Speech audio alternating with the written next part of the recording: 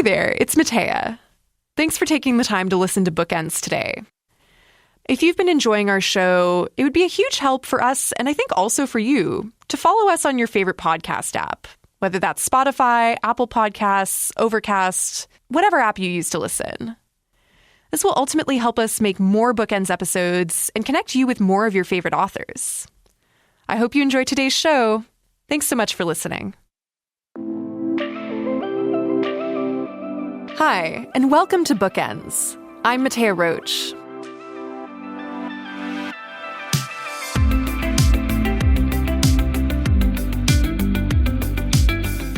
The idea of fixing a human body is something that's pretty fraught and complicated. Who decides when a body needs to be fixed? And who sets the standard of what an ideal body actually looks like? Kate Gies was just 4 years old when a plastic surgeon told her that he could make her whole. She was born without an ear on the right side. And from the age of 4, Kate went through 14 surgeries over the course of 9 years, many of which failed, just to create the look of an exterior ear. She tells the story of her harrowing journey in her new memoir called It Must Be Beautiful to Be Finished. Kate Gies is a writer and teacher living in Toronto, and she joined me in our studio for this conversation.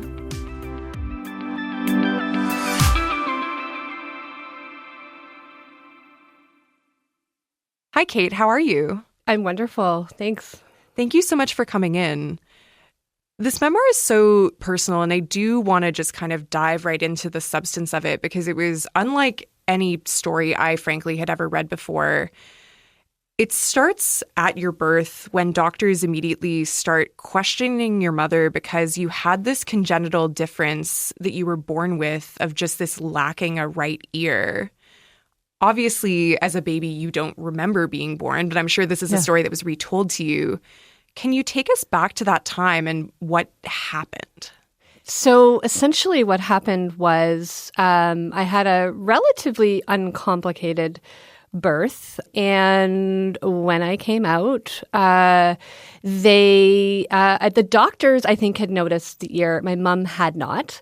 And so when they took me away, they had never seen this before. And this is Kingston, Ontario. So this isn't a place where they had a lot of cases like this. I'm saying cases in quotation marks, but they hadn't seen it before. They put me on a neonatal ward. They told my parents that I might never hear, that I might never see, that I might never walk. And so coming into that, my parents were obviously very, very worried. And it was a couple of days after that a plastic surgeon came in and said, I've seen this before, and we can fix it. So that was kind of, What was so interesting to me is, as you're saying, there are all of these other concerns that when you see a kind of congenital difference like that and it's unclear exactly what's going on, there's all of these implications of like, might the hearing be affected? Might there be other sorts of things going on that we can't maybe see immediately? Yeah. There were these almost allegations, it felt like, questions being asked of your mom of whether she had drank during pregnancy, and she's left wondering whether this is somehow her fault. How did this kind of questioning and uncertainty around your birth impact the way that you were cared for going forward, do you think? It felt like there was this narrative from the very beginning that there was always something that needed to be fixed. And specifically, as you said, like something aesthetic that needed to be fixed. Yeah. Even beyond just like quality of life issues. All my mom wanted, all my parents wanted, both my parents were involved in all the decision, were to make sure that people loved me as much as they did. I think that was kind of the big thing that they had on their minds. I think when you scare somebody by saying all these other things can be wrong and, oh, look, here's this easy solution now, I think that's hard to turn away from. And I don't think there wasn't any other choice on the table, really. And I think and this was like late 70s, early 80s. So it was like, this is what we do. And so I think that is, in terms of my parents getting on board with that, thinking this is the best way to make her have a good life. Mm-hmm. You talk throughout your work about this kind of concept of the Kate you're supposed to be. You explain it feels like there's some Kate I'm supposed to be that has 2 ears. And we need to do these surgeries to get you closer to being that person. How did that shape your understanding of who you were as you were growing up and going through all of the regular kind of childhood experiences of trying to figure out who you want to be?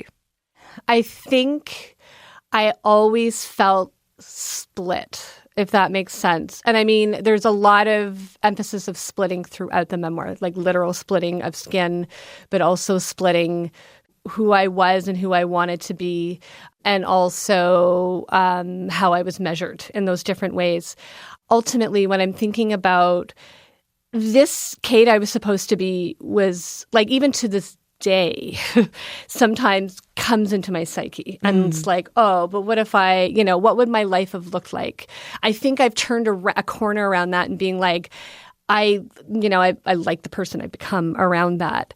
I think growing up, and especially when you hit your prepubescent and teenage years, which is, I think, the kind of the worst time to be alive anyway.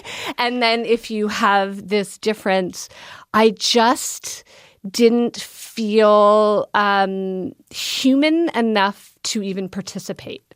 So I would have crushes on people that I would never meet. I would, and my friends would talk about, crushes or dating and those kinds of things. And I just felt, oh, I'm exempt from that. And if I had been the Kate I was supposed to be, I would have all of these things. And it did become almost like this heel that I kind of leaned back on whenever something didn't work out in my life. Oh, this person doesn't want to date me. I didn't make the volleyball team. Like any of those kinds of things.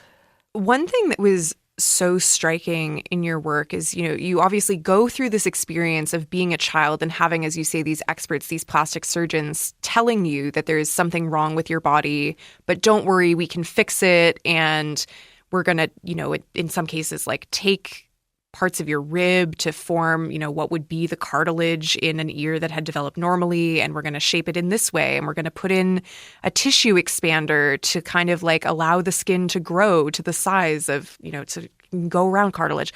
Like all of these things that just seem crazy to me, to build an ear that at the end of the day does not function as an ear that can hear.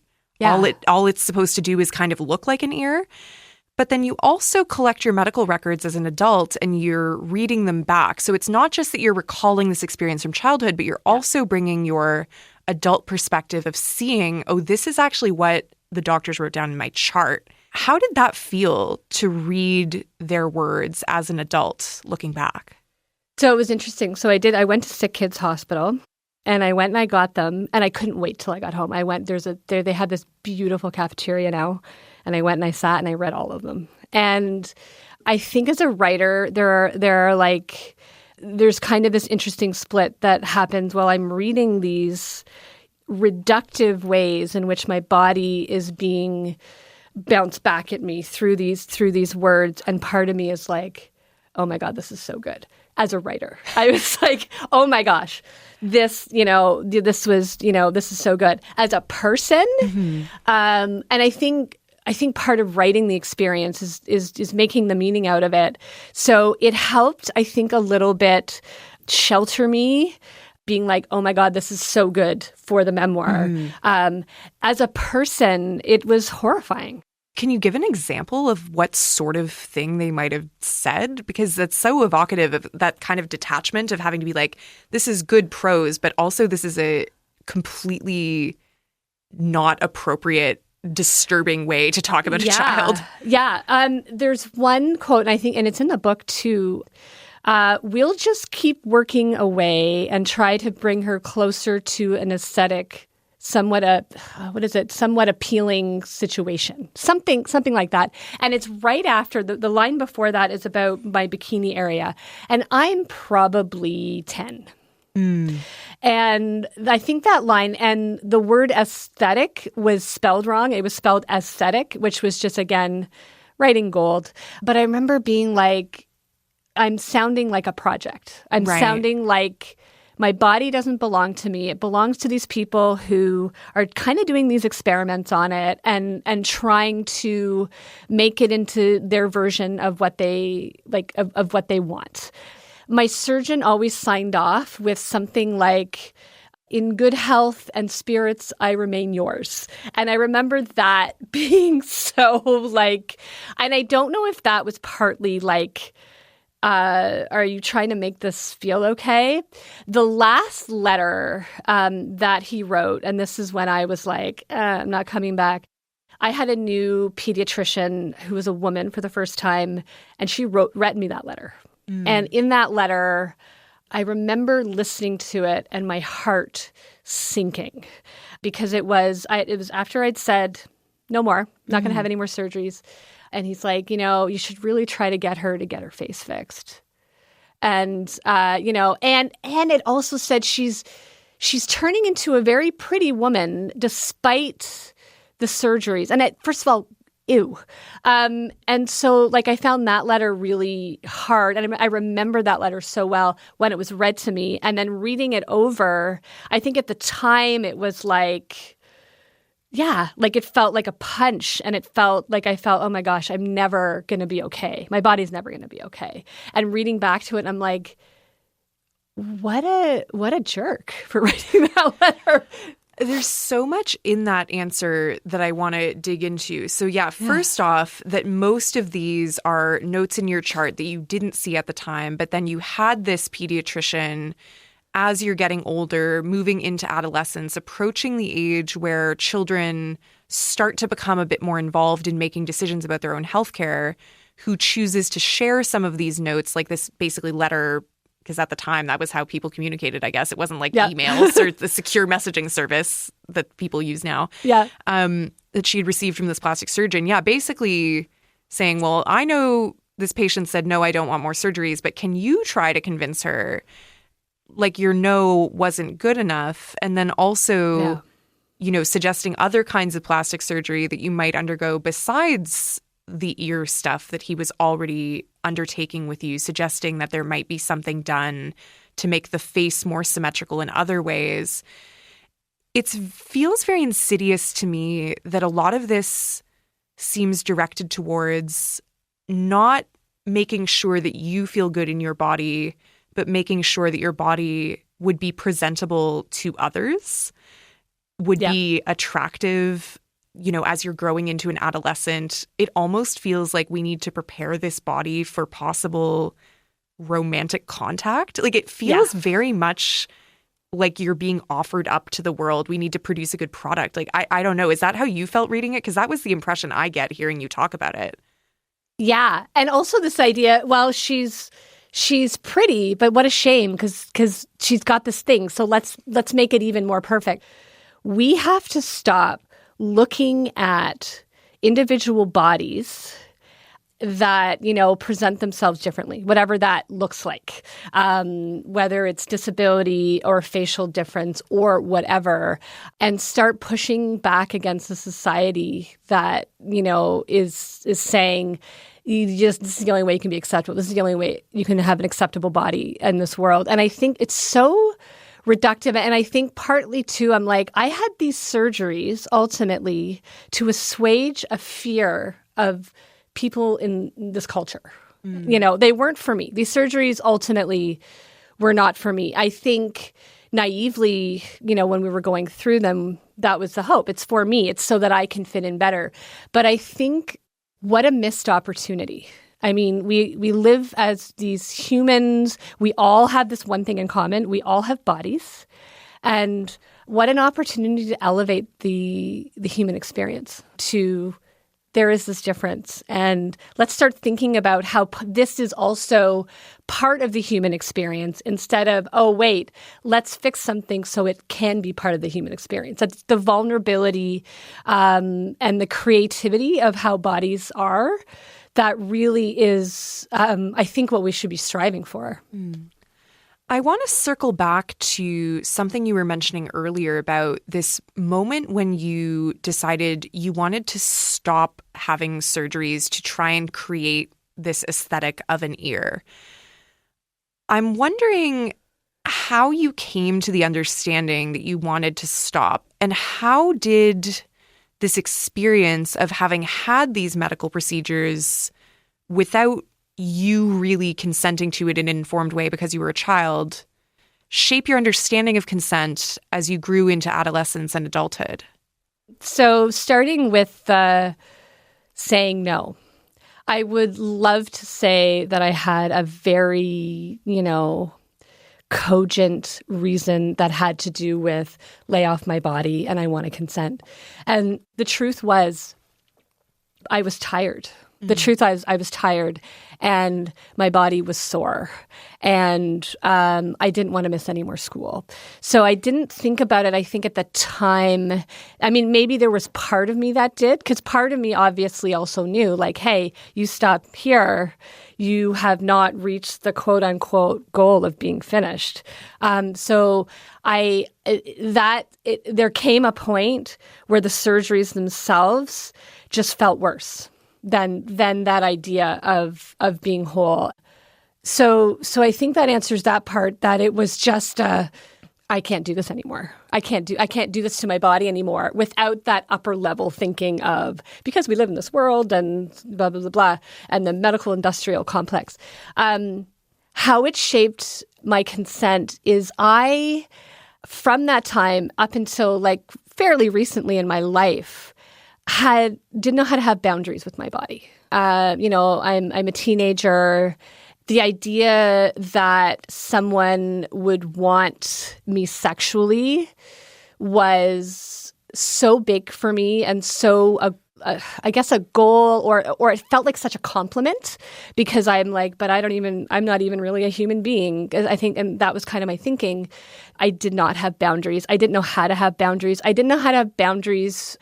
If people wanted to talk about my body, I would just tell them anything. There's a part in the memoir where I talk about this man called, and this is again before we had any like caller ID, and was asking me very sexual questions about my body. I can't remember now, maybe 10 or 11. And I just answered his questions. And some of his questions were about my privates. And I was just answering these questions because I didn't have that boundary. And I didn't, I had experiences where my first kiss I wasn't awake for. And it didn't occur to me at the time that could have been abuse. It just, in my head, I'm like, oh, thank God I've been kissed. I'm thinking back into that teenager head. It did not occur to me that was something abusive, and I think for a long time, not feeling comfortable in my body.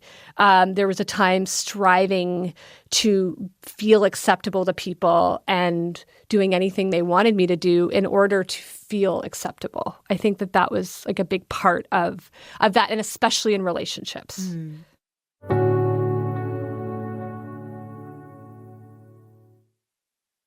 One of the framing devices in this book, an anecdote that you bring in very early on and then return to later, is that in your 30s, you're at a dermatologist and the dermatologist discovers a precancerous lesion, possibly from sun damage, on your right earlobe. So on the lobe of this reconstructed ear where the skin had originally come from your stomach and your neck, and there's some rib cartilage in there. I'm wondering, can you take me back to how it felt to learn that this ear, that years of your life had, been spent having this ear built, this ear is now the site of potential cancer and is dangerous yet again? How did that feel? This is gonna sound like an interesting answer, but it felt normal. My body, from such a young age, felt like this thing, that I had to tiptoe around, something that I never knew what it was going to do.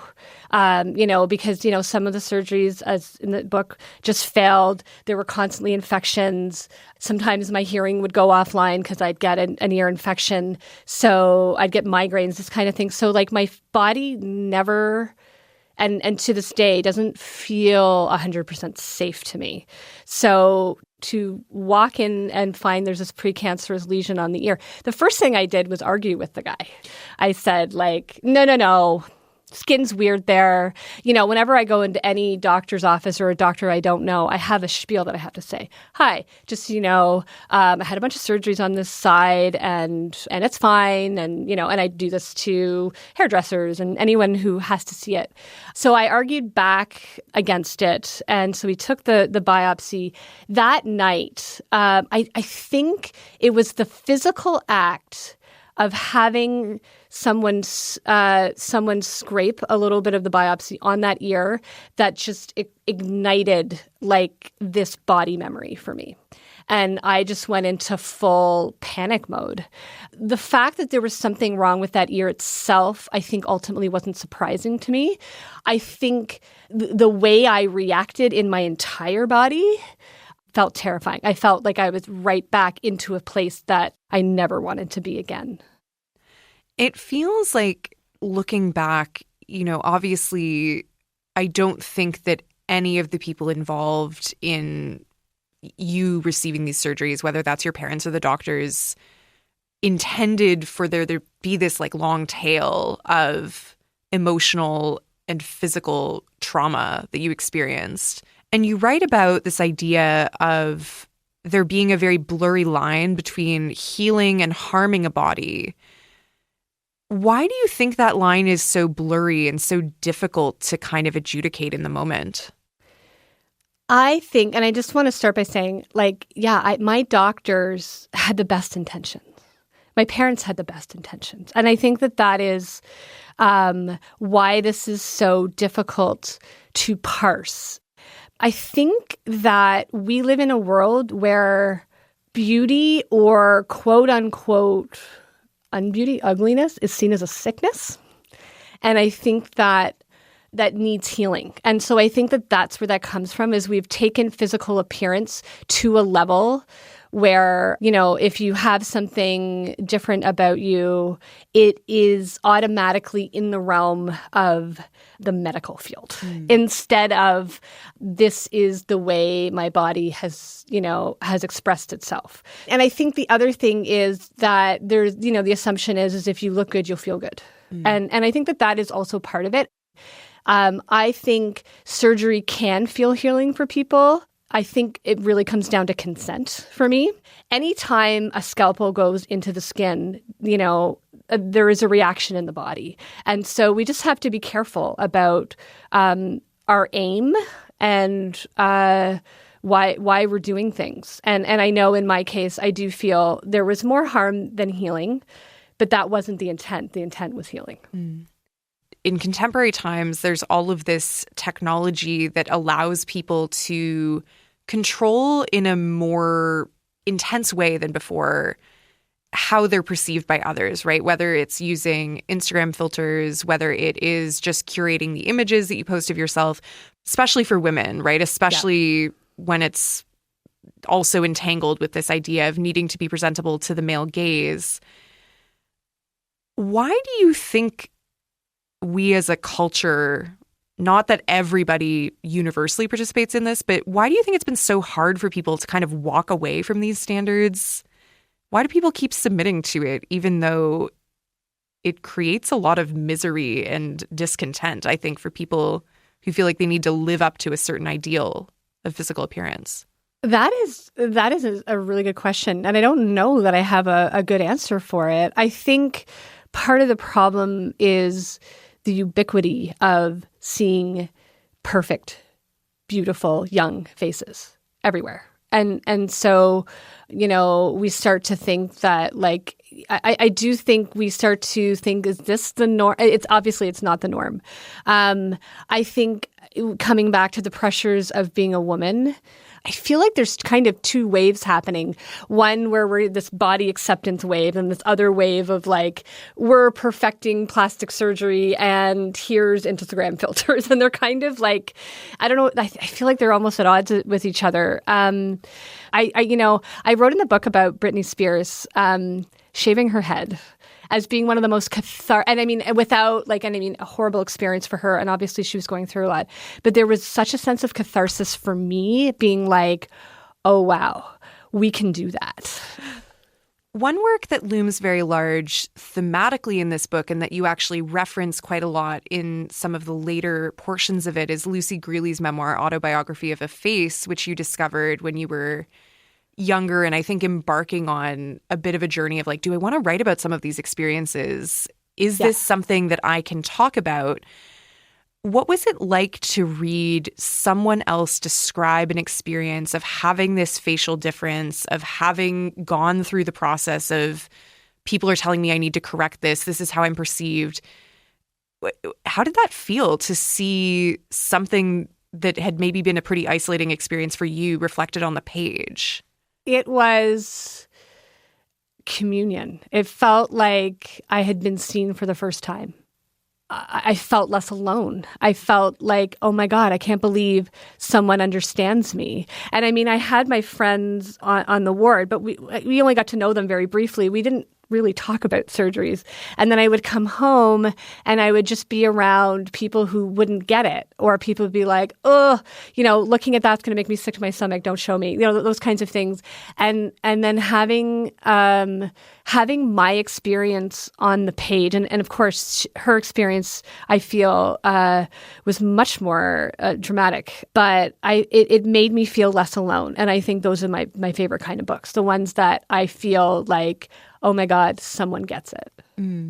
I do want to, just because you mentioned your friends on the ward, and that was one of the most heartwarming amongst a lot of very difficult stuff to read pieces of the book, seeing this kind of improvised community that formed amongst the kids that were in Ward 7C at Sick Kids, who were there for plastic surgery, who in some cases were in there for very similar things as yourself.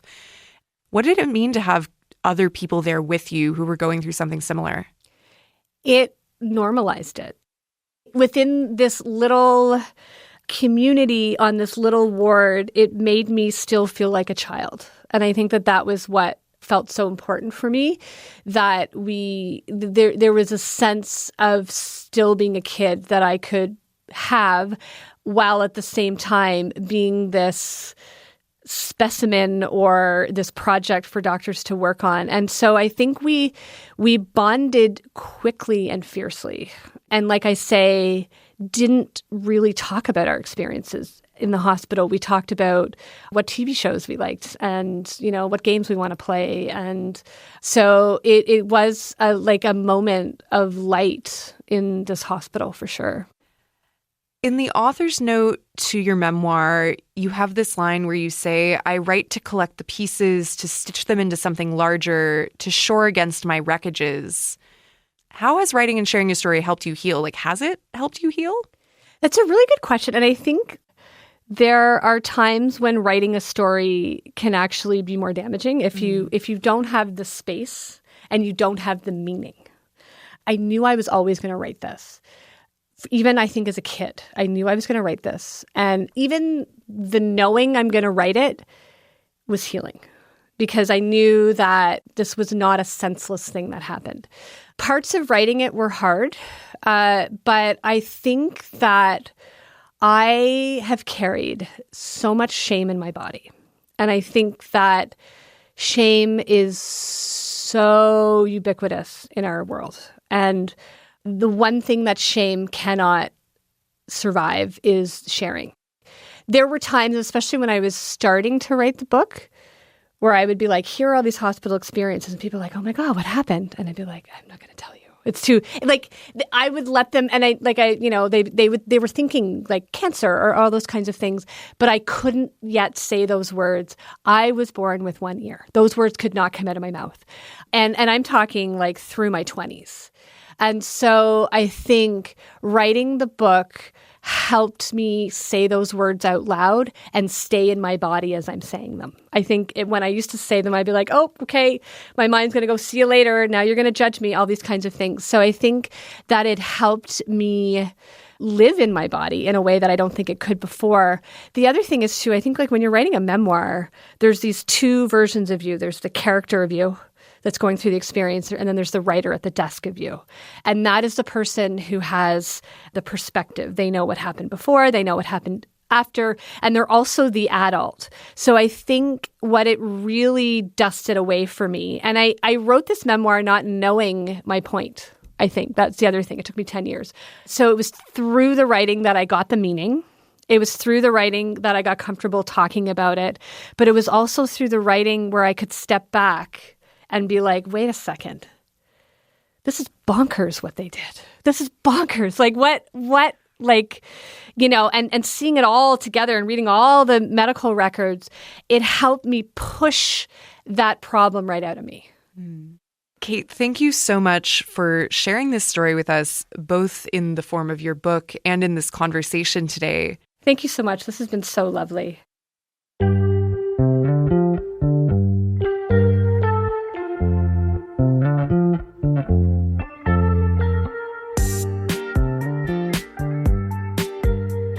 Kate Gies is the author of It Must Be Beautiful to Be Finished, and she joined me in the studio in Toronto.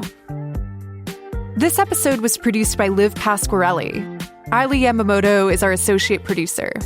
Our senior producer is Jacqueline Kirk, and our executive producer is Aaron Balser. I also want to shout out our audio tech, Aronde Williams, and the rest of the CBC Books team. They are sensational, and that is my word, not theirs. If you're looking for more conversations like this about compelling personal stories that cut to the core of human experience, you can access our collection of interviews on the podcast app of your choice, and we have a lot more like it. Here's a clip from my conversation with Canadian writer Amy Lynn. We know about the widowhood effect, and I write about this, which is that there is this clinical reality that if you experience young or out-of-time loss, you are more susceptible to things that seem random but are in fact not. Things like cancer, car crashes, house fires, being struck by lightning. And there are so many threads when you read the studies that feed into the widowhood effect. One is that, yes, the body literally holds more of the bad chemicals. Cortisol is so high in the body when you grieve. It corrodes the body. And the reality is that you are biologically more susceptible to disease because of that corrosion. But there are also these other physical realities that the grieving have impaired physical processes, particularly when it comes to evaluating risk. It seems like getting struck by lightning would be very random. And people who have experienced young loss experience these kinds of crises in much higher numbers than other people. They go walking in storms that other people wouldn't because they actually have impaired abilities to evaluate risk. So to the question of my own health failing, I don't know if it was a manifestation of grief, but I think that I ignored physical pain in my body because it seemed so inconsequential when held against the context of my emotional pain.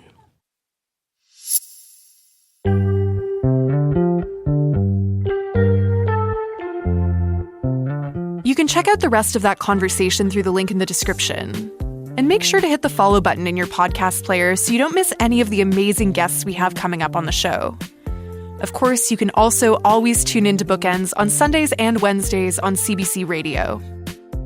I'm Mattea Roach, and this is Bookends. Thanks for listening, and I'll see you next time. Because when the book ends, the conversation begins.